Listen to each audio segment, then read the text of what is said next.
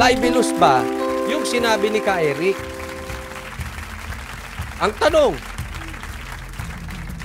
bahala kayo humusga kung mali o tama si Ka Eric. Ang issue ko, kung libelous, idemanda nyo. Ako nga, mas gusto ko idemanda nyo SMNI. Sa totoo lang, demanda nyo SMNI. Kesa hinaharas, papapupuntahin sa kamera. Kung may mali si Ka Eric, dapat idemanda siya ni Tamba. Idemanda siya ni Romualdez. Bakit Suarez ikaw ang umiepal dyan? Question mark. Bakit ikaw ang sumisip-sip di umano dyan? Ba't mo pinatawag? Ano ba to? Issue ni Romualdez? O issue nyo? Bakit nadamay ang Kongreso? Yan yung sinasabi. Kaya ayaw magdemanda. Ay, demanda nyo. Yan din na sinabi natin eh. Kasi pag dinemanda, mawawala sa kanila yung home court. Hindi na nila pwedeng litisin dyan sa ano. Nasa hawak na yan ng korte. Wala na sa kamera. Eh di nawala yung home court. Naiintindihan? Eh hindi nila hawak ang korte eh. Independent body ang korte. Kaya nga ako mas gusto ko pa kung mali si Ka Eric, idemanda si Ka Eric. Pero ba't nyo idadamay ang SMNI? And at the same time, pwedeng sumagot ng tama si Ka Eric doon. Pwede siya mag-abogado, pwede siya magtanong sa abogado. Eh, nangyayari dito, pag ano mo, eh syempre pagtutulungan ka mga congressman yun eh. Pag sinagot mo, babarahin ka, baka ipakulong ka pa. Hindi fair. Home court yun eh. Sir, advice ko lang, alis konti dun sa home court, dun nyo. Kung libelous, edi sige. Demanda nyo. By all means. Gusto mo, 3 pa demanda nyo kay Ka Eric eh. Hindi naman porket nag-libel yung isang komentarista, violation na ng prangkisa. Alam nyo, in any, yes. alam mo yan, partner, di ba? Kasi alam mo, ang habol nila dito si ano. Kaya nga, binalik nila ng binalik kay Kibuloy. Ang dami nilang tanong kay Kibuloy. Yes. Commentator ka rin, may radio show ka rin, may TV show ito sa Margo TV. Yes. Yan, kasama si Jubes. Attorney, may tanong ako. Kasi nababasa ko kagabi, bago kayo dumating dito, research ko itong issue. Kahapon nandito din si Attorney. Sabi dito, mga bully pa lalo na kaya nga, binubully. Ano ba tayo? Bulihan na tayo dito? Kung gusto nyo ng bully, kontakin nyo yung Facebook page ko. Nagbebenta po ako ng bully. Exotic bully, lilac. Pero yung bully ko mabait. Yung bully dyan, hindi. Attorney Harry Roque, anong ang tingin nyo, nababasa ko yung balita, pati yung ownership ng station, ng SMNI, by your client, Attorney Pastor Kibuloy, ginagawang issue. Ano yan? Bakit ho sinama doon? Ewan ko, ano bang problema? Pilipino naman si Pastor Kibuloy. Yun nga foreign owned, hindi nila iniimbestigahan sa Kongreso, di ba? Nandiyan, so, non-issue dapat. Oy, parang Okada yun ah. Okada issue yan, Attorney Topacio?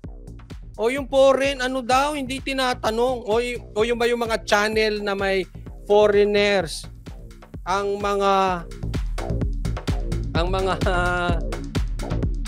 investors. Nagtatanong lang ako, Attorney Topacio, wag mo ako i-demanda, ha?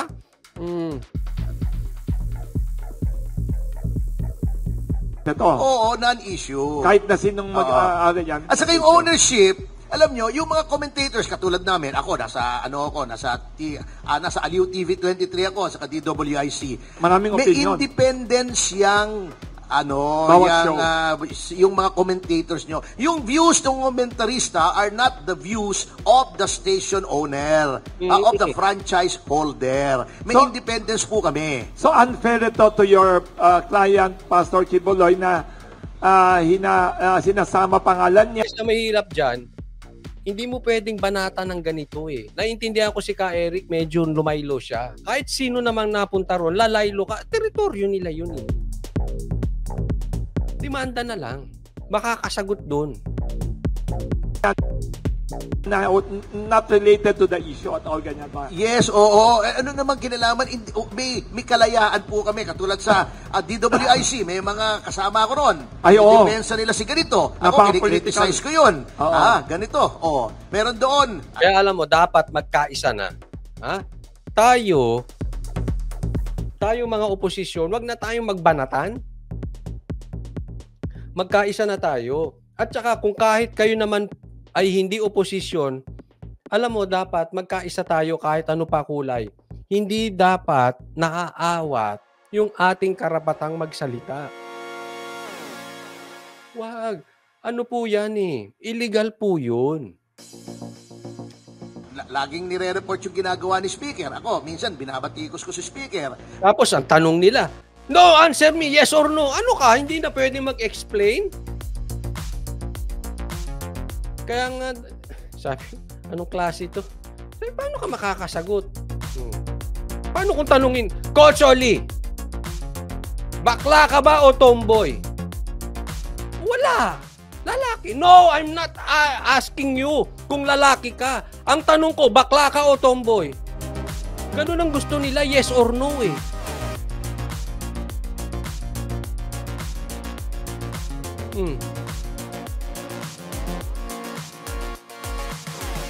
Parang wala kang choice. May mga bagay na hindi pwedeng sagot lang yes or no.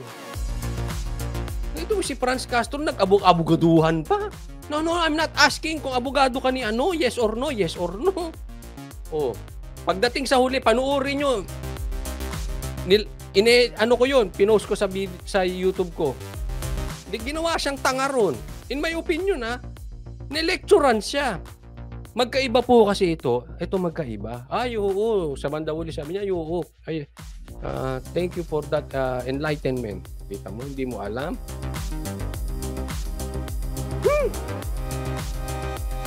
Meron doon, nung panahon ko, Lenny, ako, BBM. Ganun kami roon. Hindi monolithic ang aming opinion. Nagsusulat din ako sa Daily Tribune. Minsan magkatabi pang kolom. Binabatikos yung isa, dinidepensa naman yung isa. Ganun po kami, commentator yun. Daming umiinit na ulo dito makapag-shot nga. Shot kayo habang nanonood kay Coach Oli. Commentarist. Kami magbubudots ako. Gagayahin ko. Attorney, gayahin ko si Kong Tebes, magbubudots ako. Hay mo ko kay Kong Tebes, ha? May sinabi kayo, Attorney Fordy, may sinabi kayo about, may sinabing parang justice na sinabi, do not be thin skin ba sa English, sabi niyo? Public officials should not be onion skin. Onion skin, so hindi pwedeng balat sibuyas. Oo, kasi kahit pinasok mahal mo lang yan. Sibuyas. Pinasok mo yan. Gusto mong maging opisyal, you expose yourself to the slings and arrows of outrageous criticism. And public scrutiny. Public scrutiny. Ang dami dyan, di ba? Si Sara, di ba sinasabi, inuubos yung confidential fund. May dinamanda ba siya? Wala. Di ba? Makinig kayo, si Sara. May dinamanda ba? Binanatan. Si Marcos din, binabanatan, binanggit dito. Iba to. Iba tong kongreso ngayon. Ang kongreso ngayon, talagang alam mo yung naalala ko yung high school ako eh. Yung parang school na mga siga-siga. Pagka kinanti mo yun, kuyog ka. Wala siyang pinasalang Si Digong station. walang dinimandang, Kahit na dinimanda pa si Digong nung kahit na panahon niya, Pangulo 6 na taon. Si Cory, di ba, dinimanda si Louie Beltran, kung sa mga, those old enough to remember. Yes. Sinabi lang ni Louie Beltran, nung si Gringo, nagtago sa ilalim ng kama si Cory Aquino. Figure of speech po yun eh. Naalala niyo yun? Sino nakakaalala dito? Nung dinimanda ni Cory, si Louie Beltran dahil sinabi niya, nagtago si Cory sa ilalim ng kama. Sino nakakaalala dito? Ayan, tingnan ninyo ha. Tingnan nyo yung mga nakakaalala. Matatanda na yan. Katulad ko. Kasi matagal na nangyari yun eh, di ba? Naalala nyo yun? Yan yung mga sensitive. Hindi ba naman yung pagtatago sa kama, pinatulan? But anyway, same scenario. Figure of speech. Walang sense of humor si Cory. Pinakita pa niya sa mga reporters. Hindi ako pwede magtago sa ilalim ng kama Grabe, pinakita pa. Hindi siya pwede magkasya sa kama niya. ko kasi solid yung baseboard ko. Figure of speech nga Pinaglihi ako sa nanay ko dyan kay Louie Beltran. Matindi ka. May kalakihan yan. Ba? Ano reaction naman, Attorney? Metaphor. Attorney Ferdinand Tomasio, ano reaction nyo? Nandito kahapon si Attorney Harry Roque, tapos nag-appeal siya sa media organizations and to all media to come out and defend SMNI. What is your reaction? Yes, I fully support that. Kami nga mismo ni Harry, nag-guest ako sa SMNI, siya may programa roon. Sometimes so contradictory ang aming opinion, pero we are one in defending not only SMNI but freedom of speech. Of everyone. Sabi nga ni Voltaire, di ba, yung famous quote ni Voltaire, I may not agree with what you are saying, but I will defend to death your right to say it. Yun, dapat ganyan tayo mga mamahayag. Hindi man ako agree, hindi man kayo agree sa akin, hindi man tayo magka-agree. Pero kailangan i-defend natin yung karapatan natin magsalita. Magtulong-tulong tayo. Ganon dapat ang attitude natin mga media. But where is the outcry? Natutuwa pa nga yung iba. Bakit kayo matutuwa? Kahit magalit kayo kay Pastor Kibuloy, kahit hindi kayo member. Bitter yung mga yan, bitter. Ako din naman, hindi ko gusto binanatan ko nga yan wala to sa gusto-gusto.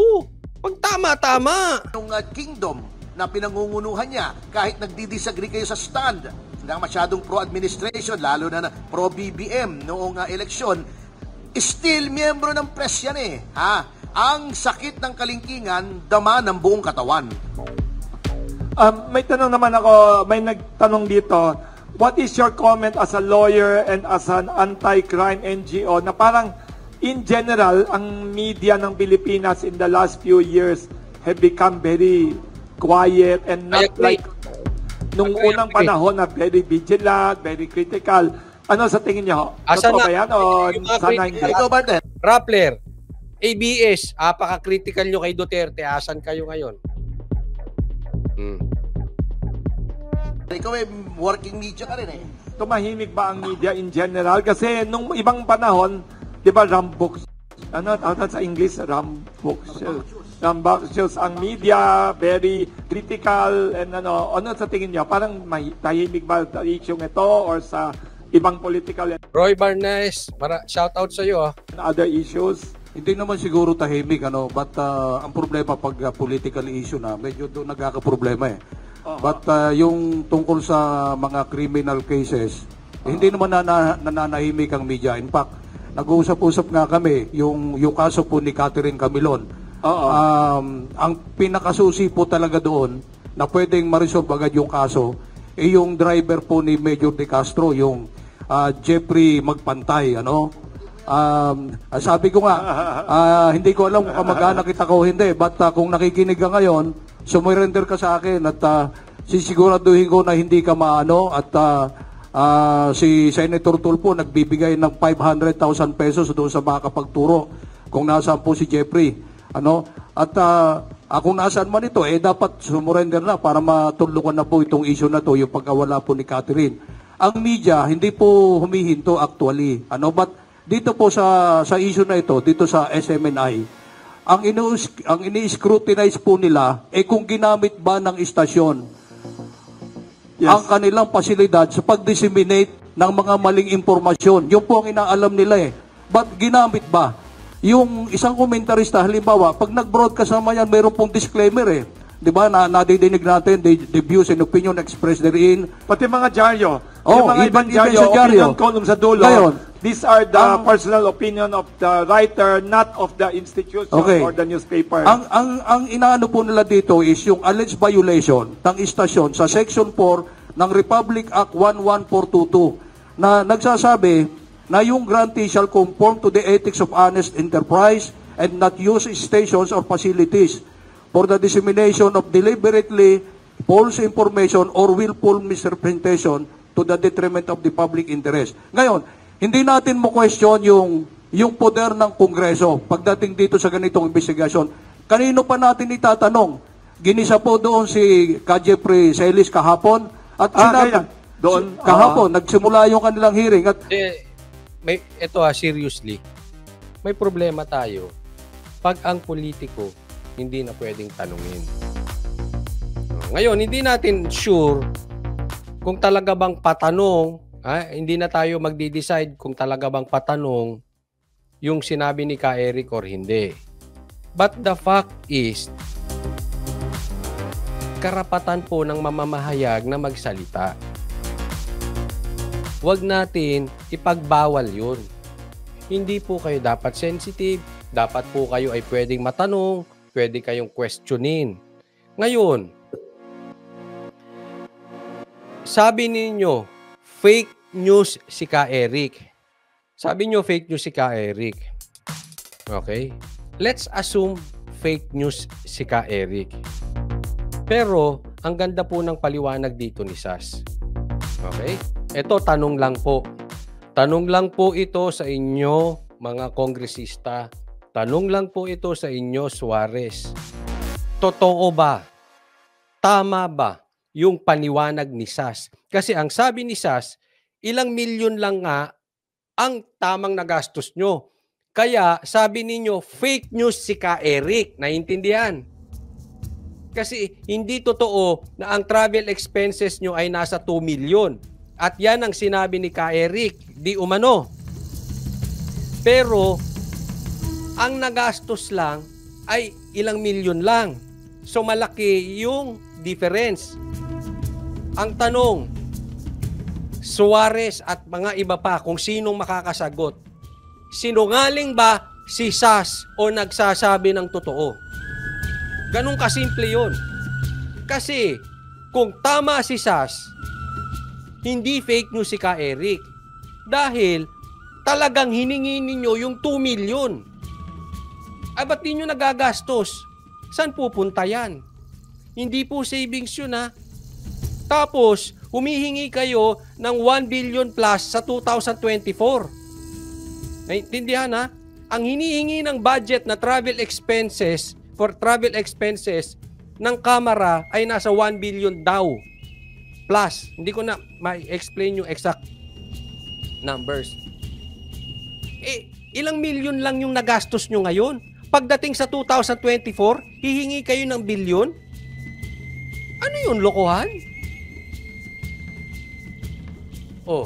Ngayon, kung mali si Sas at sinungaling si Sas at kayo ang tama at fake news si Ka Eric, tanggapin nyo yung hamon niya.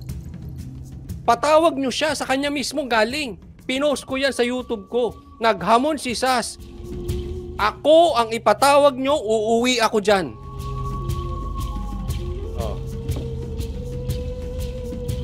So dalawa lang yan. Tama si Sas o mali si Sas? Tama si Sas o sinungaling si Sas? In either way, gusto naming malaman, totoo ba yung sinabi ni Sas o hindi? Kung sabihin yung hindi, we are waiting. Patawag nyo si Sas. Kasi ito po si Suarez naghamon. Ha? Kung tama ang pagkakaalala ko, ganito ang hamon niya. Kung hindi totoo, kung totoo, yung sinasabi mo na ang travel expenses na kinuha na ginamit or kinuha ni speaker ay nasa 2 million, I will resign. Pero kung hindi totoo, yun ang hamon niya, kung hindi totoo, at mapatunayan kung hindi totoo, tatanggalin ko ang prangkisa. Are you willing na matanggal ang prangkisa ng SMNI? Aba, teka muna. Ang pumusta, kayong dalawa nagpupustahan ni Ka Eric, ba't idadamay mo yung SMNI? Iba may-ari nun. Ikaw ba papayag ka? Kung meron kang korporasyon, ipupusta nung tao mo yung korporasyon mo, Suarez, papayag ka? Hindi, tama o tamang-tama. Ba't niya ipupusta? Kung ako may-ari ng SMNI at pumayag si Ka Eric, babatukan ko siya. Pati ka muna. Ba't pumayag sa pustahan ni akin yun? Hindi naman sa'yo yung pinupusta mo. Illegal po yun, Suarez. Hindi mo pwedeng ipusta yung hindi iyo. Ngayon may hamon. Imano-imano, si Sas naghamon. Kung mali siya, patawag nyo. Yan ang maganda. Ang gandang palabas niya ito. Hindi ako, nagtatanong lang. Maliwanag po to, tanong to ha, this is a question. Tama ba? Yung paliwanag ni Sas na sinabi pa niya, yung humingi ka ng malaki at maliit lang yung nagastos mo, tapos hihingi ka ng napakalaki sa 2024 pa, is legalized corruption. Tanong lang po yan, tama po ba si Sas? O sinungaling si Sas? Ay kayo sumagot. Kayo nasa kongreso eh. Kayo mahiling magpatawag eh. Ay patawag nyo. Di ba, Tita Edby, maraming salamat po. Maraming salamat sa kusang loob at sa pag-sponsor ng live na ito. Di ba? Patapos na taon, ilang milyon pa lang daw nagagastos. Bilyon yung hiningi. May record pong pinakita si Sas. Tanong, totoo ba yun? Kayo na mag-usap. Maganda yung patawag para nag-uusap kayo. Tama o tama-tama? Wag yung kung sino-sino pinapatawag natin, ayaw naman nilang pinapatawag sila. Wag ako. Ayaw kong patawag ako eh. Si Sas gusto eh. Willing. Kahit magbuwis buhay daw siya. Siya yun. Hindi. Di ba? Sinal ano? Pwede kung if the speaker feels... Saglit. Sinal ano? Pwede kung po yung budget mali But of accounts of Congress. Ang mga congressional, mga congressmen na gusto pakita sa speaker na defender sila ni speaker. Ano sa teorya ninyo? Anong theory nyo? May ganyan ba? Maaring may sip-sip, pero the speaker, patanong ba yung sip-sip na yan? as the leader can of stop. the legislature, of the House of Representatives, can say, Sabi ni Melchor, bigyan natin. Tangan nyo naman. Sorry po, ikaw na matalino. Sabi niya, tangan nyo naman. Bakit maniniwala kayo kay Sas? Paano kung fake news yun? Unang-una may responsibility ang SMNI. Dahil anchor nila yun si Eric. Hindi mo narinig yung explanation ko? Sabi ko nga, kung sinungaling si Sas, mali si Sas, hindi ipatawag. Siya ang itawagin.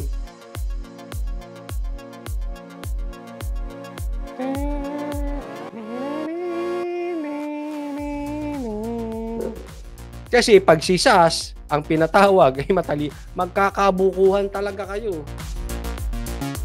Pustahan tayo. Hindi ipapatawag si Sas. Pupusta ko yung editor ko. Kita mo? Ganun yung pustahan gusto niya eh. Hindi hahamunin niya si ng pustahan, di naman kanya. Hindi pwede yun. Baka mamaya ipusta niyo yung asawa niyo. Hindi po pwede yun, ha? Ipusta niyo yung manok ng kapitbahay. Spencer Lacalle, shout out. pwede ba wag nyo nang ituloyan kasi Kalokohan. that will put the lower house in a bad light, katulad ng nangyayari. At Yes. yung sinasabi ni Mr. Magbantay, masama bang magtanong? Talagang hindi masama sapagkat sa Article 6, Section 20 ng ating saligang batas, etong nasasaad, Yes. the records and books of accounts of Congress shall be preserved and shall be open to the public in accordance with law, and such books shall be audited by the Commission on Audit, which shall publish annually an itemized list of amounts paid to and expenses for each member. So, ang Constitution mismo nagsasabing dapat transparent ang gastusin ng Kongreso, not just the lower house, meaning Congress, the Senate, and the House of Representatives. Kung may nagtanong, di ilabas nila di ba? Meron naman silang spokesman, meron naman silang Secretary General. Hindi po 1.8, ito po nakapublish, oh. Ito yung gastusin ng Office of the Speaker, ito lang. Hindi nga sila nag-explain eh. Wala po silang explanation, Attorney Topacio. Wala. Ang hinihingi, tama sila eh. Ang hinihingi dito ni Tatay Digong, open the book, audit. O anong sagot? Niyari si Eric.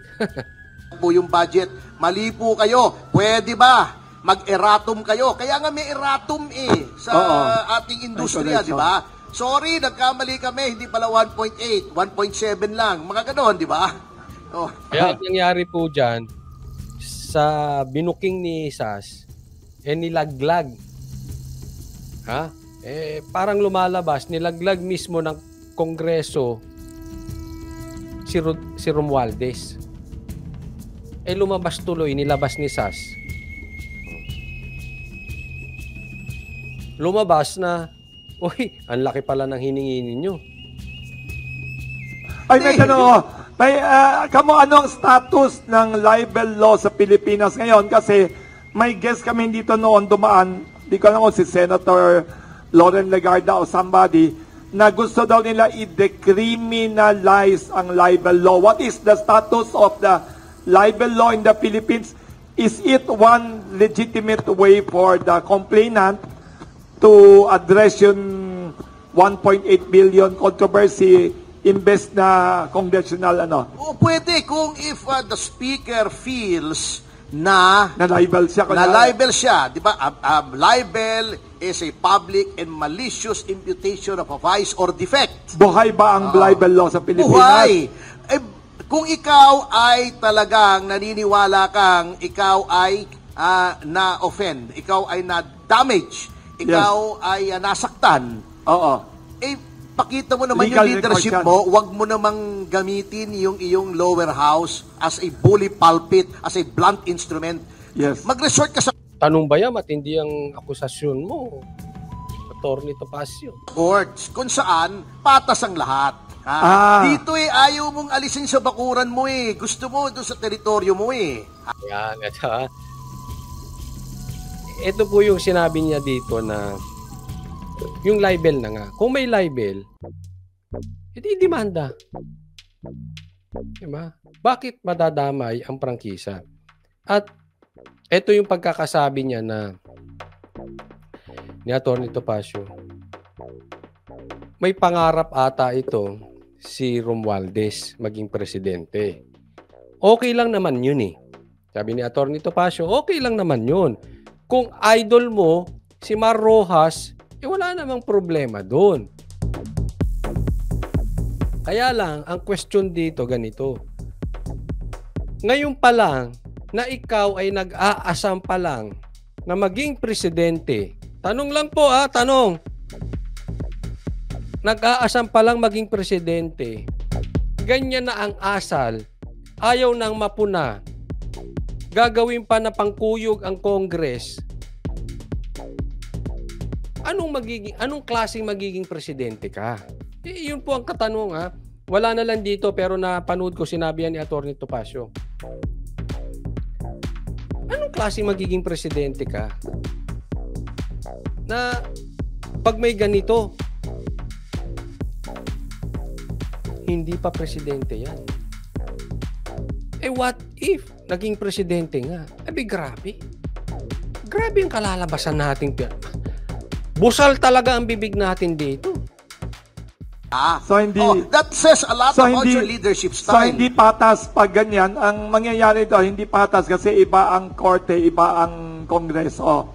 Oo, yes. Kita nyo naman, hawak niya yung yung lower house Pag gusto niyang tanggalin sa pwesto, tinatanggal niya, expel niya, di ba? Kinokontempt nila, yung isang gobernador, di ba, kinontempt nila, etc., etc. So, naging juggernaut hindi tama, hindi maganda po, kita nyo ang, baka hindi nila nakikita, o nakikita nila, nagbubulag-bulagan sila. What does it say about the administration na pinsan mo nga yung presidente bago ini-stranglehold mo yung legislature. Nawala yung check and balance. What does that say about your leadership style, and what does that say about what will happen to the country kung ikaw ay gusto mo maging presidente at naging presidente ka? Yun, delikado, di ba? Ewan ko. So ayaw mo makikriticize ka. Gusto mo hawak mo ang legislatura, wala nang check and balance, wala nang separation of powers. That's what it says about you. Wag dapat maalis yung una, napaka-importante ng separation of powers. Kasi diyan ang check and balance. At the same time, kailangan ng boses ng media. Huwag niyo pong pusasan.